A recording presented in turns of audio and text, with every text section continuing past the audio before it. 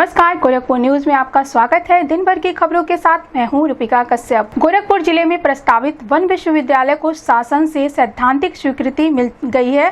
मुख्यमंत्री योगी आदित्यनाथ ने जटायु संरक्षण केंद्र के उद्घाटन के अवसर पर जिले में एक वन विश्वविद्यालय स्थापित करने के निर्देश दिए थे।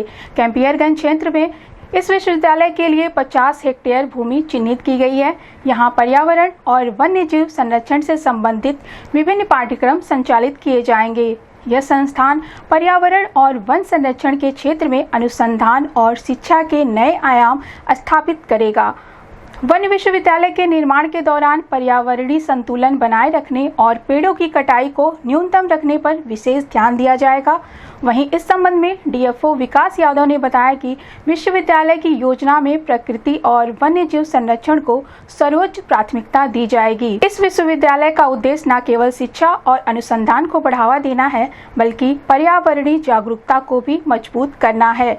इस परियोजना से गोरखपुर को पर्यावरण और शिक्षा के क्षेत्र में राष्ट्रीय स्तर पर एक नई पहचान मिलने की उम्मीद है। विश्वविद्यालय का निर्माण शुरू होते ही यह क्षेत्र शिक्षा और पर्यावरण संरक्षण के क्षेत्र में एक महत्वपूर्ण केंद्र बन जाएगा। इस संबंध में गोरखपुर न्यूज से बात करते हुए डीएफओ विकास यादव ने कहा, पूरे प्रदेश वासियों को और खासतौर पर गोरखपुर वासियों को माननीय मुख्यमंत्री जी ने फॉरेस्ट यूनिवर्सिटी की एक सौगात दी है। इसके लिए हम लोगों ने जो हमारा जटायु संरक्षण प्रजनन केंद्र है, उसी के बगल में हमारी खाली जमीन पड़ी हुई है और उसके वो प्रस्तावित हुई है। अभी जो है सरकार की तरफ से, शासन की तरफ से सैद्धांतिक स्वीकृति हमें प्राप्त हो गई है। इसके बाद अब जो है, जो जमीन है उसको फॉरेस्ट यूनिवर्सिटी के नाम से ट्रांसफर कराने का प्रोसेस हम लोग जल्द ही प्रारंभ करने वाले हैं। और जो फॉरेस्ट यूनिवर्सिटी के लिए जो एक अधिनियम की आवश्यकता होती है, उसका भी निर्माण का कार्य जल्द ही प्रारंभ होने जा रहा है। कितने एरिया में यूनिवर्सिटी बनेगी? ये लगभग 50 हेक्टेयर में बनेगी और जिसमें जो वानिकी कार्य से संबंधित फील्ड एक्सरसाइज होती हैं वो रहेंगी। साथ ही साथ जो भी इसमें इंफ्रास्ट्रक्चर सुविधाएं उपलब्ध होनी है, यूनिवर्सिटी का लिए जो भी भवन निर्माण होने हैं, मैदान होने हैं, उसका निर्माण किया जाएगा। गोरखनाथ थाने की पुलिस ने एक अभियुक्त को गिरफ्तार किया। यह अभियुक्त एक नाबालिग लड़की को पहला फुसलाकर भगा ले गया था, जिसके संबंध में गोरखनाथ थाना प्रभारी शशि भूषण राय ने बताया कि मुखबिर की सूचना पर सुनील चौहान पुत्र कन्हैया चौहान निवासी जंगल अहमद अली शाह टोला खुटवा थाना पिपराइच जनपद गोरखपुर को गिरफ्तार किया गया है। 28 मई को वादिनी कुसुम पत्नी नंदलाल निवासी शक्तिपुरम कॉलोनी मैना देवी इंटर कॉलेज के पास थाना गोरखनाथ ने एक लिखित शिकायत दर्ज कराई थी। शिकायत में कहा गया था कि सुनील नामक एक व्यक्ति उनकी 17 वर्षीय नाबालिग पुत्री पूजा को बहला फुसलाकर भगा ले गया है। इस मामले में थाना गोरखनाथ पर एक मुकदमा दर्ज किया गया था। अभियुक्त को गिरफ्तार कर न्यायालय के समक्ष पेश किया गया और उसे न्यायिक हिरासत में भेज दिया गया।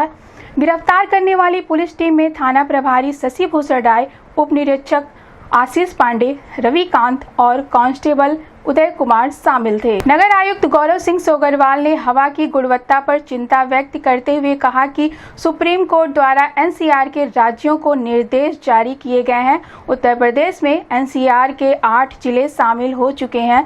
गोरखपुर महानगर के लिए अच्छी बात यह है कि अभी हम किसी भी गंभीर श्रेणी में नहीं हैं। वर्तमान में AQI 100 से 110 के बीच है। हमारा प्रयास रहेगा कि इसे 100 से नीचे लाया जाए। इसके लिए हम पानी का छिड़काव बढ़ा रहे हैं और निर्माण कार्य स्थलों पर धूल उड़ने से रोकने के लिए निर्माण गतिविधियों को नोटिस दे रहे हैं। खास तौर पर महाराजगंज के आसपास पराली जलाने की घटनाओं पर रोक लगाने के लिए प्रयास किए जा रहे हैं। इसके अतिरिक्त ठोस अपशिष्ट प्रबंधन को भी बेहतर बनाने के लिए विभिन्न एजेंसियों को निर्देशित किया गया है। महानगर की AQI अभी अच्छी है, लेकिन हम इसे और बेहतर करने का प्रयास किया जा रहा है।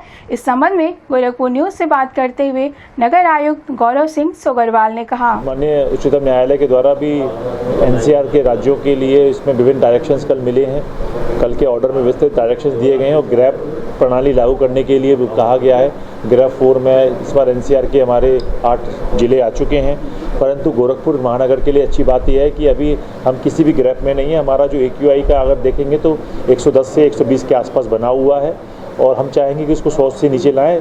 इसमें वाटर स्प्रिंकलिंग के कार्य को भी बढ़वाया जा रहा है। कंस्ट्रक्शन एक्टिविटीज़ को भी हम नोटिस दे रहे हैं कि जहाँ पे कंस्ट्रक्शन एक्टिविटीज़ हो रही हैं वहाँ पे ढक के रखें ताकि मलबा ना उड़ने पाए। और ख़ास तौर पे महाराजगंज इधर जहाँ आसपास के क्षेत्र जहाँ पे स्टोर बनने की जो चीज़ें हो रही हैं, पराली जलने की घटनाएं हो रही हैं, उनके लिए भी निर्देशित उनके लिए भी हम कह रहे हैं, प्रयास कर रहे हैं। इसके अतिरिक्त जहाँ भी हमारे नगर निगम के द्वारा विभिन्न एजेंसियों के द्वारा जो कार्य किए जा रहे हैं उसको भी हम मलबे का निस्तारण ना करें। कोई डिमोलिशन कार्य गतिविधि अगर हो रही है तो उसको कंट्रोल वे में करें। सॉलिड वेस्ट मैनेजमेंट का जो है उठान होता रहे और हमारा जो मैकेनिकल स्वीपिंग है वो भी चलती रहे और वाटर स्प्रिंकलिंग अच्छे से हो, इसके लिए निर्देशित किया गया है ताकि महानगर में अभी स्थिति अच्छी है, कोई ऐसी चिंतनीय नहीं है। हम अभी अच्छी AQI है लेकिन इसको और बेहतर हम करने का प्रयास कर रहे हैं। नगर आयुक्त गौरव सिंह सोगरवाल ने गोरखपुर क्लब के सामने बन रहे सीनियर सिटीजन केयर सेंटर और जोनल कार्यालय का निरीक्षण किया। उन्होंने जल निकासी के लिए बनाए जा रहे नाले, सिविल लाइन और भवन का भी निरीक्षण किया और अधिकारियों को खिचड़ी मेला से पहले यह कार्य पूरा करने के निर्देश दिए। इसके बाद सोगरवाल ने रानीडीहा में कल्याण मंडपम के लिए चिन्हित भूमि का निरीक्षण किया। उन्होंने कल्याण मंडपम जाने वाले रास्ते पर अतिक्रमण हटाने के निर्देश दिए। साथ ही यहां बन रहे नाले और सड़क निर्माण कार्य को तेजी से पूरा करने के लिए मुख्य अभियंता को निर्देशित किया। अंत में नगर आयुक्त ने बसारतपुर स्थित मोती पोखरे का निरीक्षण किया। उन्होंने पाया कि पोखरे की सफाई के साथ साथ पानी को नैनो बबल तकनीक से शुद्ध किया गया है, जिससे पानी का रंग और ऑक्सीजन स्तर बेहतर हुआ है। उन्होंने पोखरे का सुंदरीकरण करने और इसे PPP मॉडल पर विकसित करने का निर्णय लिया। पोखरे के चारों ओर सीढ़ियां, बाउंड्री वॉल और नौकायान की सुविधा उपलब्ध कराई जाएगी। उन्होंने मुख्य अभियंता को यह कार्य शीघ्रता से पूर्ण करने के निर्देश दिए।